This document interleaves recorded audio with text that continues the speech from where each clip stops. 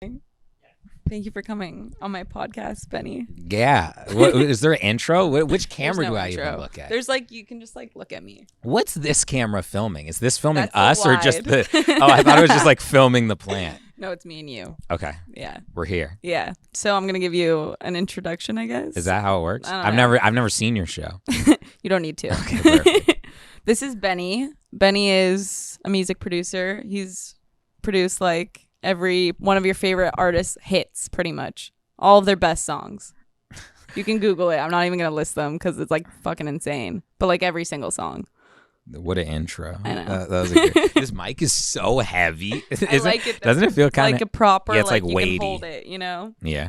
I'm curious about you as a kid figuring out that you were extremely talented.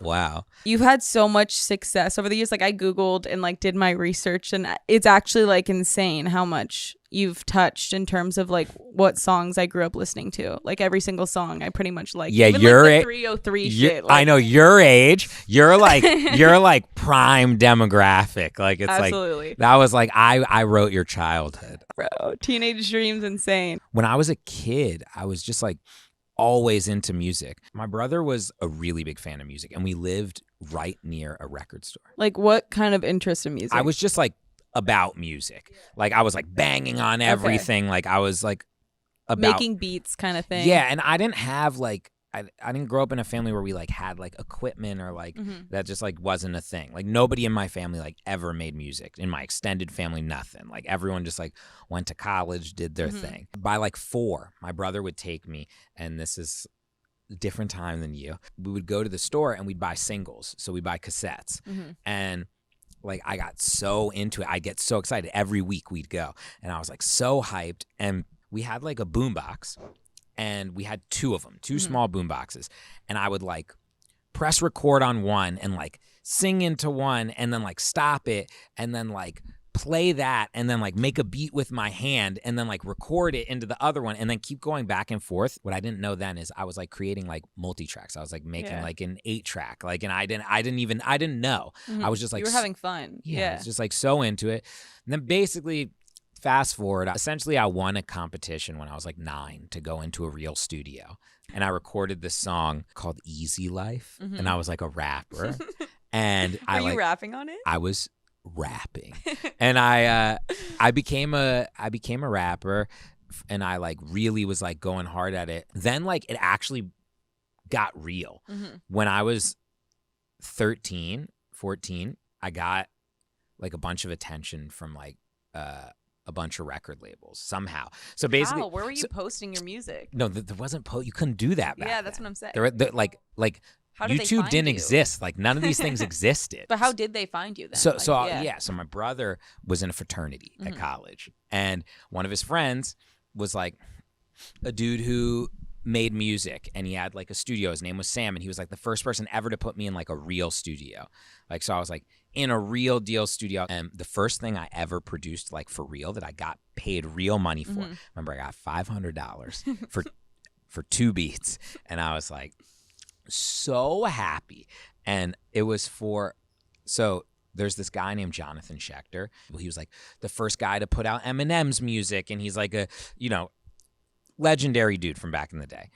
He also had like one of the most successful softcore porn series, and he had this thing called Hip Hop himself. Honey. Yeah, he had a company called Hip Hop Honeys, and it was like basically like all the video girls dancing like with their tops off to like beats, and I was one of those beats. Yeah. And that was like my first thing. And I remember like I got it in the mail, and I was so stoked. And I was like, I like ran downstairs and like put it on the VCR, and my mom like confiscated it from me. And I was like, Mom, come on. Like, this is so cool. And I would like invite all my friends over, and I'd be like, check this out. And I'd like play it. And it was like porn and beats. It was like, I was like the ultimate king. That's awesome. That's a great first paid job. Yeah, that was like my first pay. I guess I was in the porn industry. Yeah, straight up. You kind of were. It's tight. Later, I used to cold call record labels. So I would like call a record label where I knew like Jay-Z was signed, and I would like look up who his lawyer was online, and then I would call and pretend I was the lawyer and be like, we need to speak with the CEO of the company right now, like there's something we have to do. And like sometimes I'd get patched through, and when I got patched through, I'd be like, it's not actually his lawyer, I just want to play you my music. And then like Shut the fuck up, you did that? How old would you have been? That was already like when I was like known a little bit, so I was like 16 at that point. My manager today was one of the assistants for one of the people that I used to cold call 17 years ago. So it's like you never know. That's also, it's like when I see people being dicks to like interns or something, you never know. Like I was an intern, we all started out as nothing. Like you just be nice to everybody. Yeah.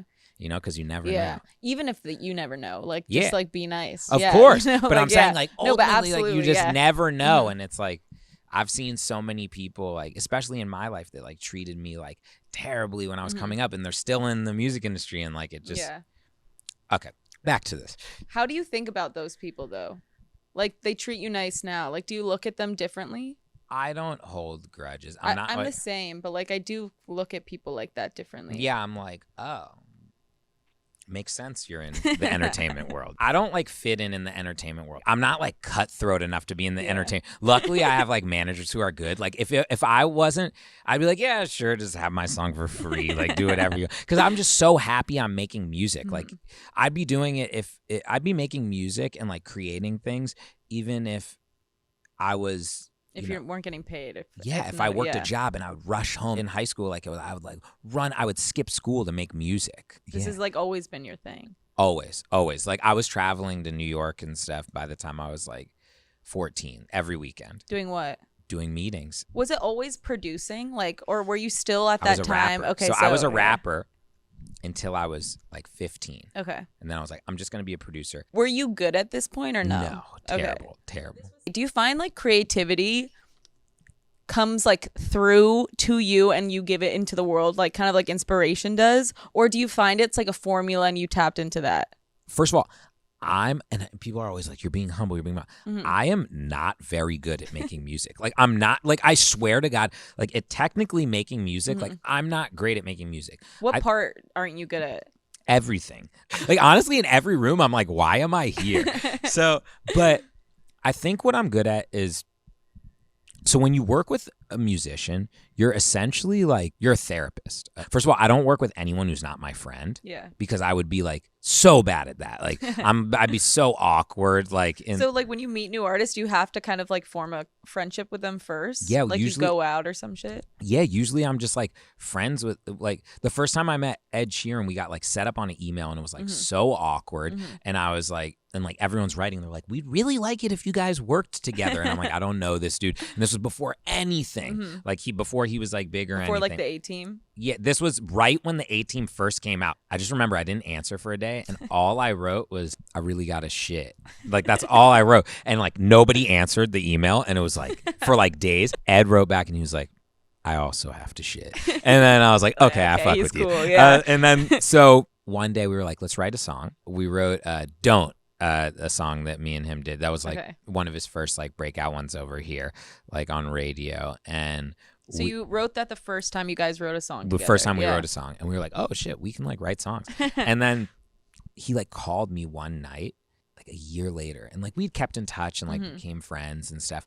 And he was like, I'm like really fucked up right now. Like he was just like at a festival, he was like fucked up, and he was just like, I think I'm breaking up with my girlfriend. And he like came to me on some like real shit. Yeah. And he's like, I just have this feeling with you, you know, it's like, I haven't felt connected with someone like this in the music industry. And you feel like one of my friends from home.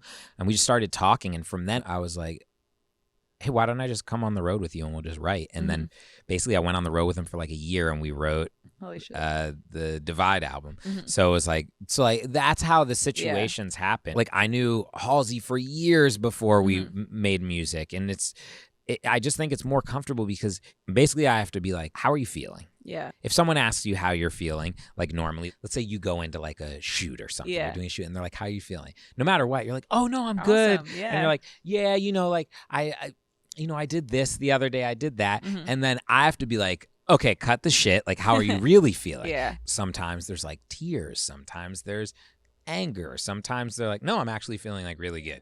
And that's how you get to the bottom of it. And you got to create, like, it's got to be a comfortable experience, because nobody wants to like share with someone when they don't feel comfortable. So is that like the first thing you do is like, it's kind of get emotions just out? You just talk about it? I'm always Are you writing at this point? Is this like lyrics? It's just like the overall thing. You're just like, I'm like, what do you want? I might play music and be like, you know, what vibe are you into? Yeah. Like, what's going on? Like, honestly, like sometimes we just like chill for the first day and we don't even work. Like me and Phineas were talking about it yesterday, actually, because we had sessions and never written a song. Like, we wrote at the very beginning of him and Billy's career. I went in with both of them when she was like so young. She was like 14. And we like wrote like a bunch of like half-baked ideas. And then like every time after that, I never had written a song. We would like start one, then we just hang out. Sometimes he would just come over to my house and we would just like hang out for 5 hours and just like talk about life. And then he'd leave. And then one day we wrote Lonely, you know? So I don't rush. Wait, did Phineas write that with you guys? Yeah. Oh, damn. Yeah. I didn't know that.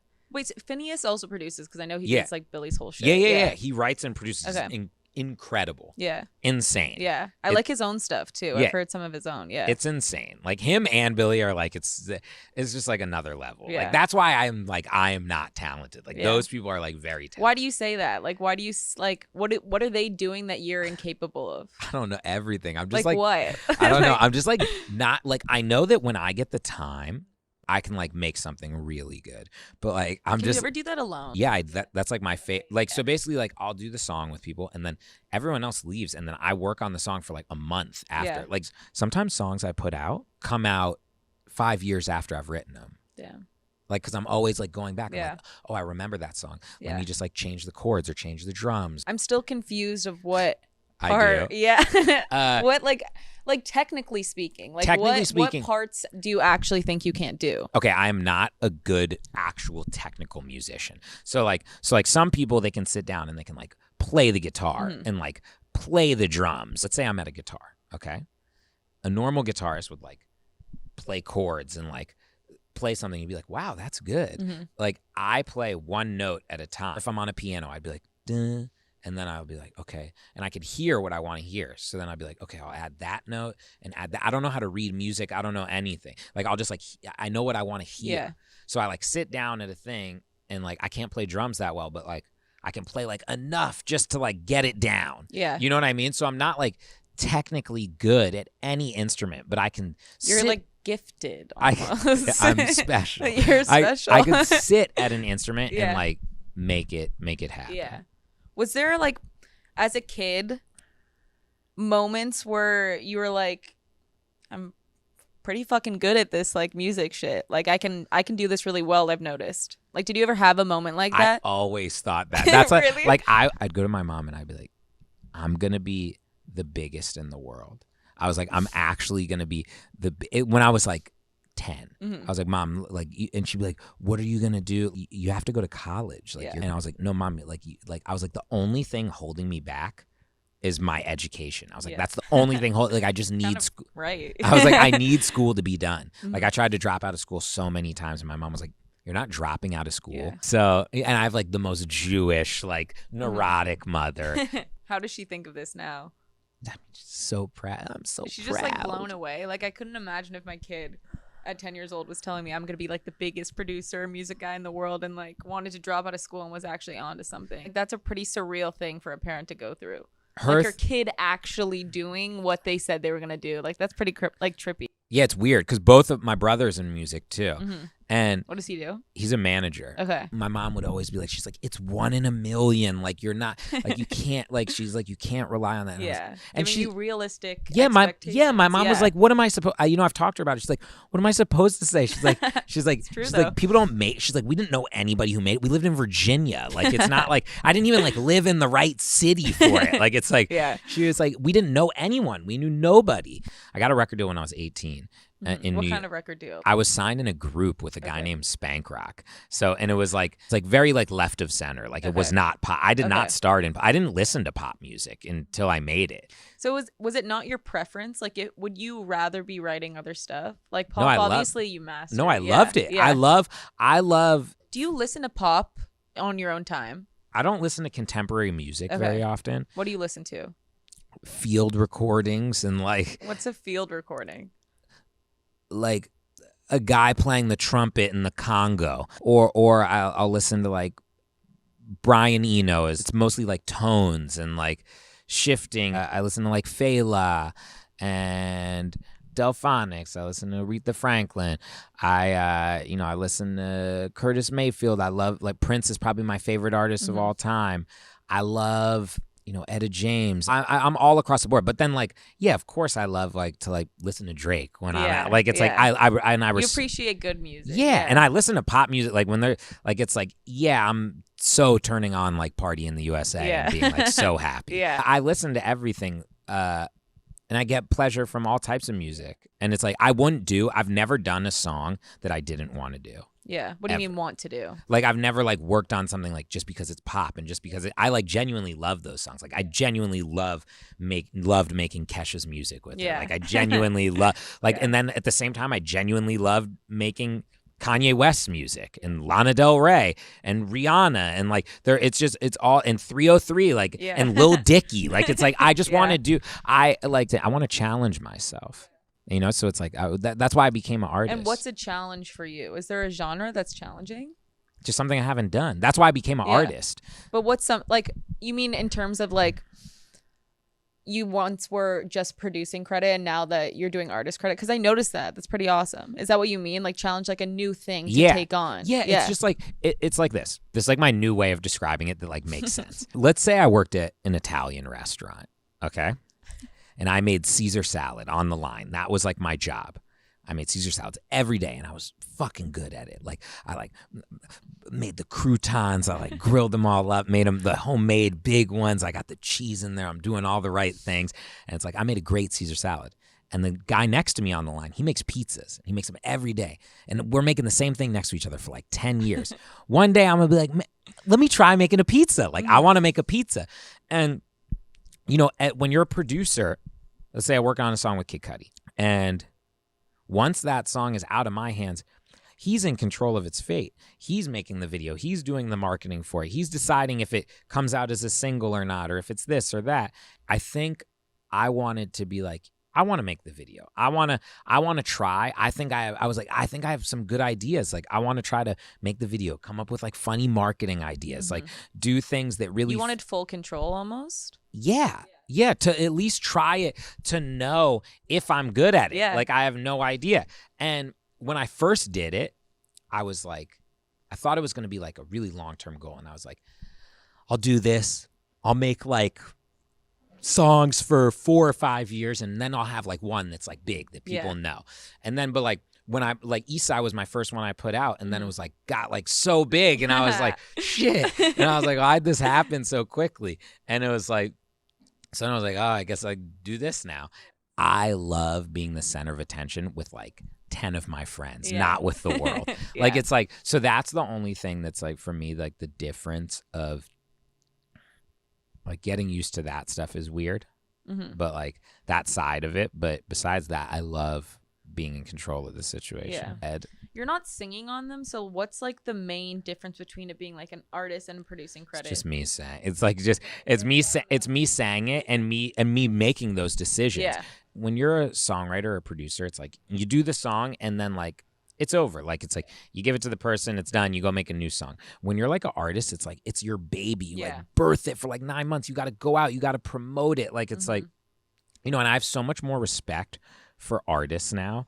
I never took the time to realize like how difficult it is to like go out and it's like doing like 5 hours of interviews, then like going to a photo shoot, then going and doing this. And I'm sure like when you were coming up and you were like, oh my God, I want to like model and I want to do this. You like see like all of them and you're like, wow, like look, they're having like the sickest time ever. And they're like looking so cool and they're like at parties and they're like smoking cigarettes and stuff. And you're like a kid and you're like, that's so cool. But then like when you're there, you're like, wow, you're like, I like have been sitting here waiting to shoot for like 16 hours. And it's like, everything is always like grass is greener. And it's also totally like, woe is me. It's like, okay, but you get to do a great job. Yeah. I'm kind of curious, like your transition from being like a normal dude to suddenly being extremely successful and your name out there in the world in the music industry?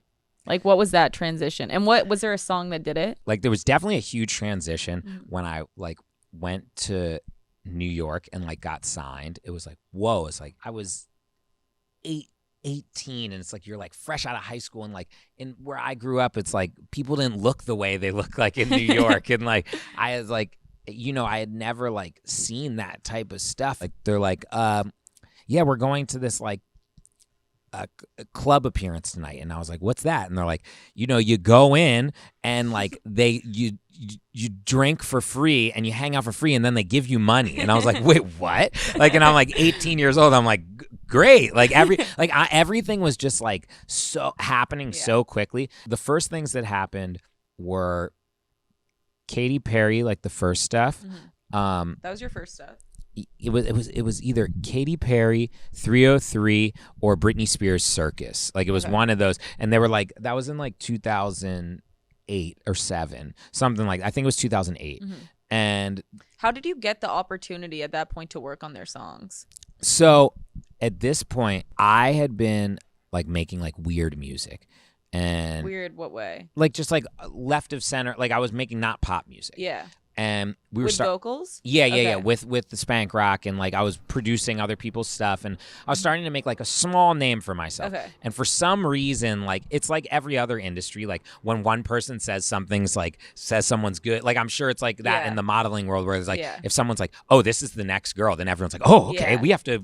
Well, also too, it's like different in the creative world. Like if someone is good creatively, everyone's like, let's try it. Like Kanye, like he'll always go for people that could have an idea. Like, let's try it. What's your idea? Yeah. He gives it a chance. Yeah.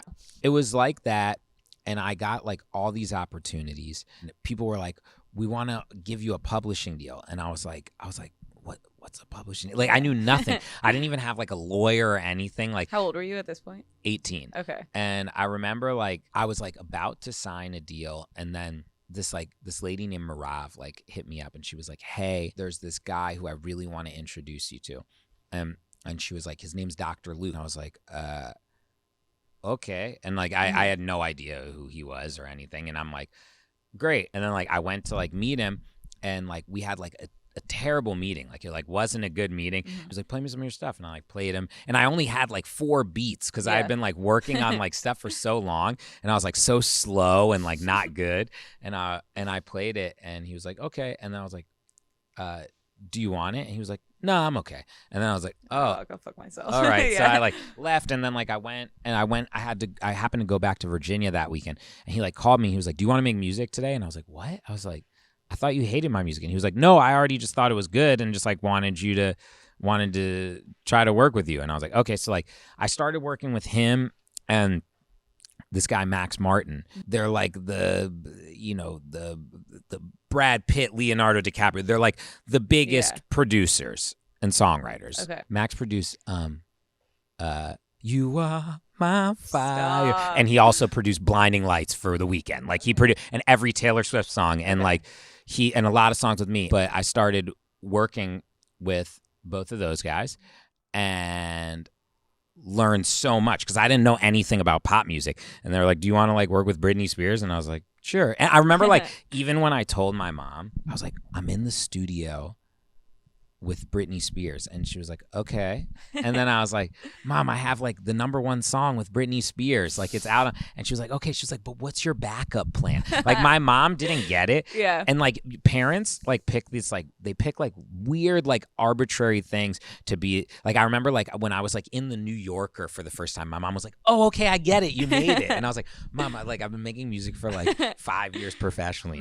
I mean, they need something that they can understand. Like that's kind of irrefutable if your kid's in the New Yorker. They're like, okay, other people think my kid's special too. Like, what are your parents? Do your parents like? My parents are in the creative industry, so they get it to an extent, and we're always like encouraging me to like do whatever I wanted to do. That's tight. My parents are not. Yeah.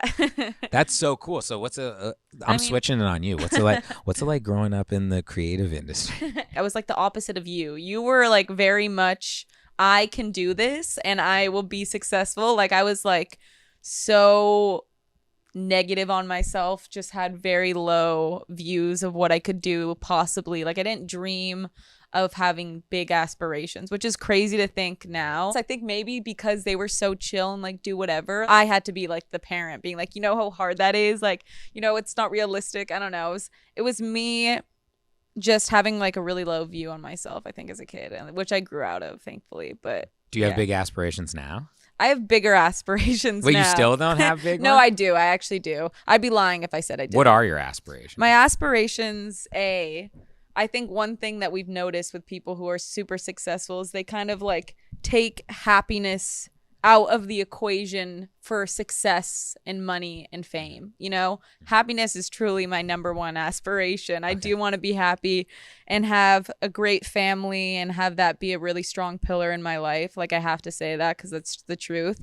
I have many different things I kind of want to touch into. Podcasting was one of them because I actually really enjoy this. And I think I have a good feeling about podcasting. It feels like some of these are like really awkward, and it's like I like the way this one's carrying. It's Thank you. It feels good. It feels good. I like podcasting a lot, and I'm glad that I finally started it. And I can see this like me doing this for the rest of my life, like truly. But I also like have started getting into acting in the last year, which I actually.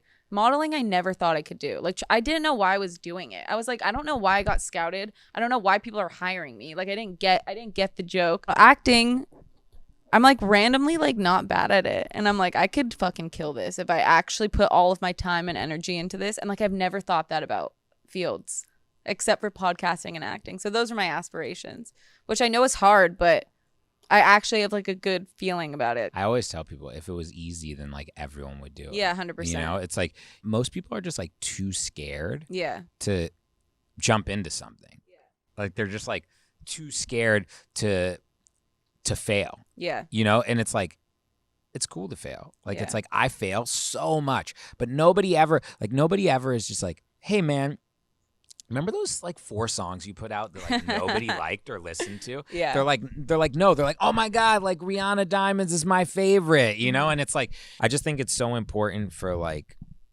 people to just be able to express themselves and not be scared. It's like you're taking a chance. Like this is stuff's like, this stuff's scary. Like you can lie and pretend, but of course you were so nervous when you put out the first one. Yeah. And you're like, A, am I a loser? Like who does this? And you're like, B, are like people gonna like, are they gonna engage with this? Like, are like these people that follow me, are my friends gonna think I'm like stupid? Like I'm asking people to be on this show. Is it like stupid? Is it like calling in like a weird fate? Like, and it's like, and all those things go through your head. Like, and it's like, they go through anyone's head. Yeah. And it's just like, and then like, what do you think? Do you feel like you have like a sigh of relief where you're like, oh, like people are actually like engaging with this and they think it's chill? Honestly, yeah, and even starting it was so much of basically that, going back and forth of just like fear of failing, fear of all of that, fear of like looking weird, or a fear of like of just like putting yourself out there as well. It was definitely a relief that people liked it and wanted to continue watching it,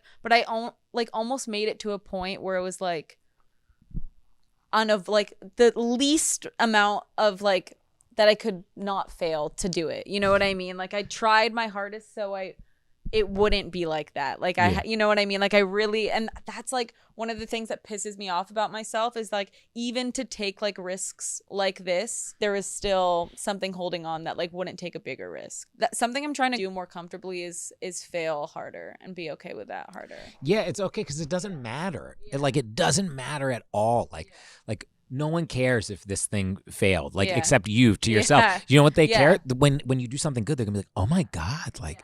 Well, the older you get, I feel like the more you realize, like, no one's thinking about you. Everyone's thinking about themselves. So literally no one cares about what I'm doing. And it's such a great relief. Like, no one actually gives crazy. a fuck. Yeah. When I was younger, I remember, like, I was so scared one day. I had, like, a big pimple in the center of my nose. And I was like, Mom, Dad, like, I can't go to school. I remember my dad was like, you know, like, nobody cares. Yeah. He was like, you know what? They're gonna care. They're gonna care for 5 minutes. And then you know what's gonna happen? Everyone's gonna start caring about their own shit and their own pimples on their nose. Yeah. And I was just like, it's a nice piece of wisdom. It was like, it was for real. So I'm not scared to fail at all. Yeah. And it's like, the most successful people aren't. Yeah, I'm not really scared. I'm like only scared of like very few things in life. Like what? Flying. I know you're scared of flying. I'm like deathly afraid. Wait, so how did you go to New York? I took a bus. I thought so. That's fucking And then I insane. literally got on the plane on the way home and got off and then took the bus home. It's crazy. I know. I took a boat to Europe. That's insane. How long did it take? 7 short days. I've taken a boat. I've taken a boat multiple times. Like not like just once. Like I've taken it like 3 or 4 times. What's like you're scared it's gonna crash? That's what the fear is. I think it's all control. Like for some reason I have you're this, giving up control. Yeah. Okay. I think for some reason I have this like artificial idea in my head where I'm just like I have control in my life, even though I have no control whatsoever. Yeah. Nobody has control. But in my head, I'm like, okay, if you're like walking around, you have control. Not true. Yeah. If you're like in a car, I have like I could at least